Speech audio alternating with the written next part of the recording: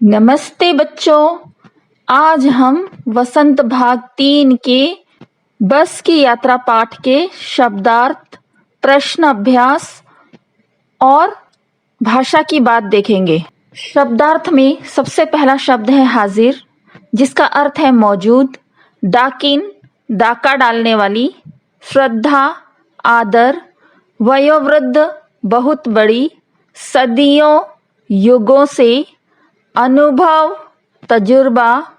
वृद्धावस्था, बुढ़ापा।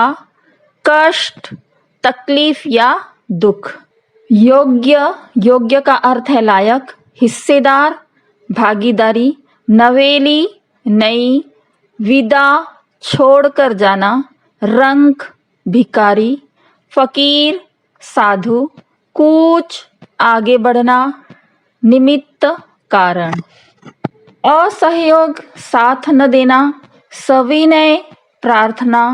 सहित, विनय पूर्वक। अवज्ञा, न मानकर। ट्रेनिंग, प्रशिक्षण। दौर, युग या फिर समय। लुभावने, मन को भाने वाले। दयनीय, दया करने योग्य। ग्लानि, स्वयं पर शर्म महसूस करना। प्राणांत, प्राणों का अंत। बियाबान, सुनसान। अंत्येष्टि, अंतिम क्रियाक्रम।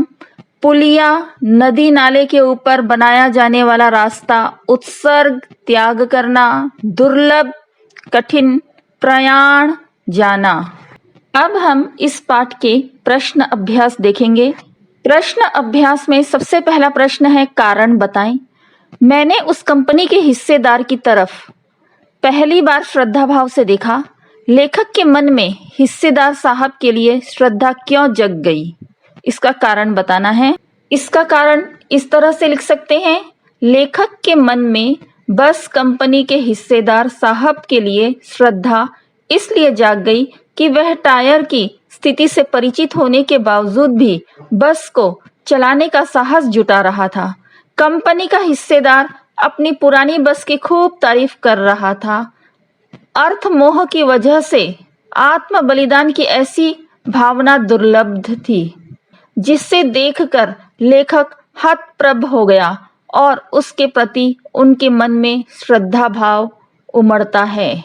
दूसरा प्रश्न है, कारण बताएं कि लोगों ने सलाह दी कि समझदार आदमी इस शाम वाली बस से सफर नहीं करते। लोगों ने यह सलाह क्यों दी, इसका कारण इस तरह से लिख सकते हैं।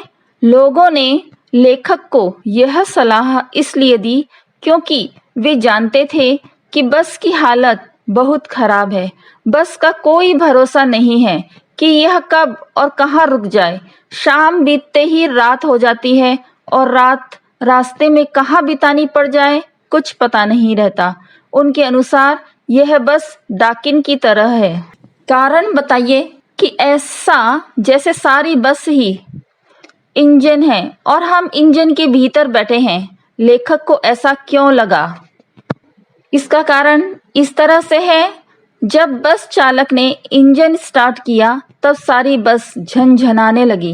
लेखक को ऐसा प्रतीत हुआ कि पूरी बस ही इंजन है, मानो वह बस के भीतर न बैठकर इंजन के भीतर बैठा हुआ हो। अर्थात इंजन के स्टार्ट होने पर इंजन के पुर्जों की भांति बस के यात्री हिल रहे थे। कारण बताएं कि गजब हो गया, ऐसी बस अपने आप चलती है। लेखक को यह सुनकर हैरानी क्यों हुई, इसका कारण इस तरह से है। बस की वर्तमान स्थिति देखते हुए इस प्रकार का आश्चर्य व्यक्त करना स्वाभाविक था। देखने से लग नहीं रहा था कि बस चलती भी होगी, परंतु जब लेखक ने बस के हिस्सेदार से पूछा तो उसने कहा चलेगी ही नहीं, ये तो सिर्फ अपने आप चलेगी। अगला प्रश्न है, कारण बताएं। मैं हर पेड़ को अपना दुश्मन समझ रहा था। लेखक पेड़ों को अपना दुश्मन क्यों समझ रहा था, इसका कारण इस तरह से लिख सकते हैं। बस की जर्जर अवस्था से लेखक को ऐसा महसूस हो रहा था कि बस की स्टीयरिंग कहीं भी टूट सकती है तथा ब्रेक फेल हो सकता है। ऐसे में लेखक को डर लग रहा था कि कहीं उसकी बस किसी पेड़ से टकरा न जाए। एक पेड़ निकल जाने पर वह दूसरे पेड़ का इंतजार करता था कि बस कहीं इस पेड़ से न टकरा जाए। यही वजह है कि लेखक को हर पेड़ अपना दुश्मन लग रहा था। अगला प्रश्न है, सविनय अवज्ञा आंदोलन किसके नेतृत्व में, किसके उद्देश्य से तथा कब हुआ था? इतिहास की उपलब्ध पुस्तकों के आधार पर लिखिए। इसका उत्तर इस तरह से है, सविनय अवज्ञा आंदोलन महात्मा गांधी के नेतृत्व में 1930 में अंग्रेजी सरकार से असहयोग करने तथा पूर्ण स्वाधीनता प्राप्त करने के लिए किया गया था। अगला और अंतिम प्रश्न है, सविनय अवज्ञा का उपयोग व्यंग्यकार ने किस रूप में किया है? लिखिए। इसका उत्तर इस तरह से है, सविनय अवज्ञा आंदोलन 1930 में सरकारी आदेशों का पालन न करने के लिए किया था। इसमें अंग्रेजी सरकार के साथ सहयोग न करने की भावना थी। लेखक ने सविनय अवज्ञा का उपयोग बस के संदर्भ में किया है। वह इस प्रतीकात्मक भाषा के माध्यम से यह बताना चाह रहा है कि बस विनय पूर्वक अपने मालिक व यात्रियों से उसे स्वतंत्र करने का अनुरोध कर रही है। अब हम भाषा की बात देखेंगे। भाषा की बात में पहला प्रश्न है, बस, वश, बस 3 शब्द हैं। इनमें बस सवारी के अर्थ में, वश अधीनता के अर्थ में और बस पर्याप्त यानी काफी के अर्थ में प्रयुक्त होता है।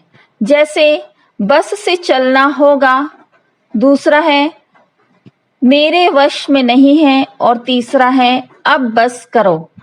उपर्युक्त वाक्यों के समान वश और बस शब्द से 2-2 वाक्य बनाइए। अब हम वाक्य बनाएंगे। वश से वाक्य है, आजकल के बच्चों को समझाना सबके वश की बात नहीं। और वश से ही दूसरा वाक्य है, भगवान की करनी मनुष्य के वश में नहीं। और बस से पहला वाक्य है, बस करो, कितना खाओगे। और बस से ही दूसरा वाक्य है, बस करो, इतना काफी है। अब भाषा की बात में दूसरा प्रश्न है, हम 5 मित्रों ने तय किया कि शाम 4 बजे की बस से चलें। पन्ना से इसी कंपनी की बस सतना के लिए घंटे भर बाद मिलती है। ऊपर दिए गए वाक्यों में ने, की, से आदि वाक्य के 2 शब्दों के बीच संबंध स्थापित कर रहे हैं। ऐसे शब्दों को कारक कहते हैं। इसी तरह 2 वाक्य को एक साथ जोड़ने के लिए की का प्रयोग होता है। कहानी में से दोनों प्रकार के 4 वाक्यों को चुनिए। अब हम कारक से 4 वाक्य बनाएंगे। सबसे पहला वाक्य है, यह समझ में नहीं आता कि सीट पर हम बैठे हैं या सीट हम पर बैठी है। दूसरा है, नई नवेली बसों से ज्यादा विश्वसनीय है। तीसरा, यह बस पूजा के योग्य थी। चौथा, बस कंपनी के एक हिस्सेदार भी उसी बस में जा रहे थे। भाषा की बात में अगला प्रश्न है, हम फौरन खिड़की से दूर सरक गए। चांदनी में रास्ता टटोलकर वह रेंग रही थी। दिए गए वाक्यों में आई, सरकना और रेंगना जैसी क्रियाएं 2 प्रकार की गतियां दर्शाती है। ऐसी कुछ और क्रियाएं एकत्र कीजिए जो गति के लिए प्रयुक्त होती है, जैसे घूमना इत्यादि, और फिर उन्हें वाक्यों में प्रयोग कीजिए। यहाँ पे टहलना और चलना ये 2 शब्द हैं, इनके वाक्य बनाए हैं। टहलना के लिए, दादाजी को टहलना अच्छा लगता है, और चलना के लिए वाक्य है, चलना सेहत के लिए बहुत लाभदायक है। भाषा की बात में अगला प्रश्न है, कांच बहुत कम बचे थे, जो बचे थे उनसे हमें बचना था। इस वाक्य में बच शब्द को 2 तरह से प्रयोग किया है। एक, बच का अर्थ है शेष और दूसरा बच का अर्थ है सुरक्षा। तो इस तरह से एक ही शब्द बच का इस्तेमाल 2 अर्थों में किया गया है। नीचे दिए गए शब्दों को वाक्यों में प्रयोग करके देखिए। ध्यान रहे, एक ही शब्द वाक्य में 2 बार आना चाहिए और शब्दों के अर्थ में कुछ बदलाव होना चाहिए। जल और हार के लिए हमें वाक्य बनाना है और जल जो है इसका एक ही वाक्य में 2 बार इस्तेमाल करना है जल शब्द का, और हार शब्द को भी एक ही वाक्य में 2 बार इस्तेमाल करना है। तो चलिए अब हम इन शब्दों का वाक्य में प्रयोग करते हैं। तो जल का वाक्य में प्रयोग इस तरह से है, मीना गरम जल से बुरी तरह जल गई। अब हार का इस्तेमाल इसी तरह से करेंगे, एक ही वाक्य में हार का इस्तेमाल 2 बार करेंगे। हार शब्द के लिए वाक्य है, यह प्रतियोगिता इस पड़ाव में जिसकी जीत होगी उसे मोतियों का हार मिलेगा और जिसकी हार होगी वह प्रतियोगिता के बाहर हो जाएगा। भाषा की बात में अगला प्रश्न है, बोल चाल में प्रचलित अंग्रेजी शब्द फर्स्ट क्लास में 2 शब्द है। पहला है फर्स्ट और दूसरा शब्द है क्लास। यहाँ क्लास का विशेषण है फर्स्ट, क्योंकि फर्स्ट संख्या है, फर्स्ट क्लास संख्यावाचक विशेषण का उदाहरण है। महान आदमी में किसी आदमी की विशेषता है महान, यह गुणवाचक विशेषण है। संख्यावाचक विशेषण और गुणवाचक विशेषण के 2 उदाहरण खोजकर लिखिए। संख्यावाचक विशेषण में ये वाले शब्द आएंगे जैसे 4, 8, 10, इसका मतलब सिर्फ संख्या वाले ही शब्द आएंगे। और गुणवाचक विशेषण में चांदनी रात, समझदार आदमी, तो यानी जिसमें गुण दिखाई देते हैं वो गुणवाचक विशेषण है।